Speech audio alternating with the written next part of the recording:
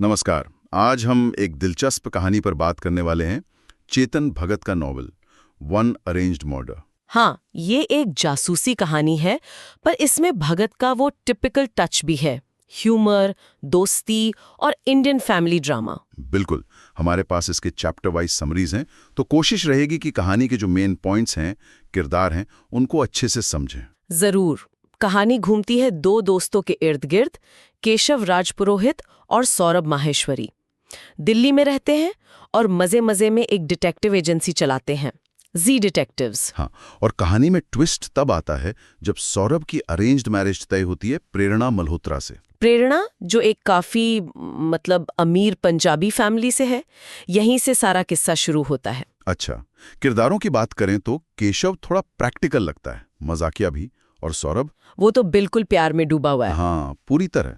पर इंटरेस्टिंग ये है कि केशव को शुरू से ही प्रेरणा थोड़ी परफेक्ट से ज्यादा लगती है, शायद थोड़ी कंट्रोलिंग भी। तो ये सिर्फ दोस्त की चिंता थी या उसकी वो जासूसी वाली नजर कुछ देख रही थी? कहना मुश्किल है शुरू में। सौरभ तो बेचारा पूरी कोशिश कर रहा है प्रेरणा और उसकी फैमिली में फिट होने की। ये अरेंज मैरिज वाला एंगल भी इंटरेस्टिंग है, खासकर जब दो अलग बैकग्राउंड के परिवार मिलते हैं तो वो दिखावा, वो एडजस्ट करने का प्रेशर। सही कहा। कई बार इसी चक्कर में अंदर की जो असलियत है या कोई खतरे की घंटी बज रही हो, उस पर ध्यान ही नहीं जाता। फिर आता है करवा चौथ का दिन। खूब तैयारियां चल रही हैं। हाँ, प्रेरणा व्रत रखती है सौरभ के लिए। सौरभ को ये सब बहुत रोमांटिक लगता है। केशव बेशक थोड़ा मजाक उड़ाता है, पर माहौल काफी अच्छा है। एकदम परफेक्ट फैमिली पिक्चर। लेकिन फिर उसी रात सब बदल जाता है।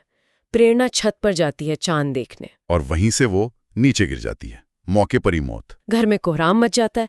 पुलिस आती है। पहली नजर में सबको यही लगता है कि ये एक दुखद एक्सीडेंट है। पर केशव का दिमाग कहाँ मानने वाला था। उसको शक होता है कि गिरिया, धक्का दिया गया। बस यहीं से कहानी पूरी तरह एक मर्डर मिस्ट्री बन जाती है। केशव अपनी प्राइवेट इन्वेस्टिगेशन शुरू कर देता है। और जैसे वो जांच शुरू करता है, परतें खुलनी शुरू होती हैं। सबसे पहले नजर जाती है मल्होत्रा परिवार पर। हाँ, प्रेरणा के माता पिता जो अपने स्टेटस को लेकर बहुत कॉन्शियस है। उसका भाई प्रमोद, जो तेज तो है पर थोड़ा अहंकारी भी। और बाकी रिश्तेदार भी हैं, जिनके बीच अंदर ही अंदर जलन, प्रॉपर्टी को लेकर कोई तनाव, ऐसी बातें सामने आती हैं। बिल्कुल। कहानी ही दिखाती है कि कैसे बाहर से एकदम सही दिखने वाले परिवारों में भी कितने राज छिपे हो सकते हैं। मोटिव तो कई निकल सकते हैं। और कमाल की बात यह है कि शक घूम फिरकर सौरभ पर भी आ जाता है। हाँ, ये बहुत टिपिकल होता है ऐसी सिचुएशन में। बाहर वाले, यहाँ तक कि पुलिस भी सोचने लगती है कि कहीं सौरभ नहीं तो पैसों के लिए। ये कहानी का काफी टेंशन वाला हिस्सा है। केशव को सच भी पता लगाना है और अपने दोस्त को भी बचाना है। बिल्कुल। और जैसे जैसे जांच आगे बढ़ती है, एक क्लियर मोटिव सामने आने लगता है। पैसा, प्रॉपर्टी। अच्छा, मतलब प्रेरणा की शादी से परिवार की जायदाद का बंटवारे पर असर पड़ने वाला था। हाँ, और जाहिर है इससे कुछ रिश्तेदार खुश नहीं थे, तो लालच एक बहुत बड़ा फैक्टर बन जाता है। बीच में कहानी कुछ और लोगों पर भी शक डालती है ना, हाँ जिन्हें रेड हेरिंग्स कहते हैं। हाँ, बिल्कुल। कोई रिश्तेदार कर्जे में है, किसी की प्रेरणा से कहा सुनी हुई थी। केशव अपनी उस व्यंग वाली स्टाइल में सब नोट करता रहता है। उससे कहानी थोड़ी लाइट भी रहती है। लेकिन धीरे धीरे केशव को यकीन हो जाता है। हाँ। वो छोटे छोटे सुरागों को जोड़ता है, लोगों के बयानों में जो फर्क है उसे पकड़ता है, और उसे पक्का हो जाता है कि यह हादसा नहीं, सोची समझी हत्या थी। और फिर आता है क्लाइमैक्स। हाँ, केशव सारे सबूत एक साथ रखता है। कौन कहाँ था, किसने क्या देखा, किसका क्या मोटिव था, सब कुछ जोड़कर वो असली कातिल तक पहुंचाता है। और सबसे शॉकिंग बात क्या होती है कि कातिल कोई बाहर वाला नहीं, बल्कि मल्होत्रा परिवार का ही एक मेंबर निकलता है। ओह, मतलब जैसे प्रेरणा की मौत से सबसे ज्यादा फायदा था। एग्जैक्टली, मोटिव वही पुराना लालच, जायदाद। केशव सबके सामने पर्दाफाश करता है और कातिल गिरफ्तार हो जाता है। बेचारा सौरभ, उसका तो दिल टूट गया होगा। हाँ बिल्कुल।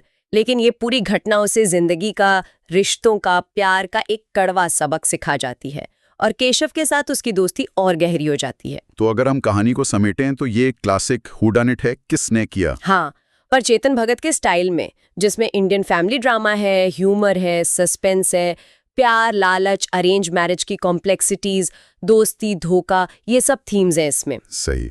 तो एक लाइन में कहें तो करवा चौथ की रात हुई मौत जो एक्सीडेंट लगती है, असल में परिवार के अंदर ही छुपे लालच का नतीजा निकलती है। और ये कहानी सोचने पर मजबूर करती है कि कैसे जो रिश्ते हमें सबसे करीबी लगते हैं, खासकर जहां पैसा इन्वॉल्व हो, वहां कितने गहरे राज और गलत इरादे छिपे हो सकते हैं। और ये अरेंज मैरिज वाला एंगल भी, कि कैसे बाहरी चमक दमक, वो परफेक्ट दिखने की कोशिश कितनी भ्रामक हो सकती है। रिश्तों की असलियत शायद वैसी नहीं होती जैसी ऊपर से दिखती है। बिल्कुल, ये कहानी यही दिखाती है।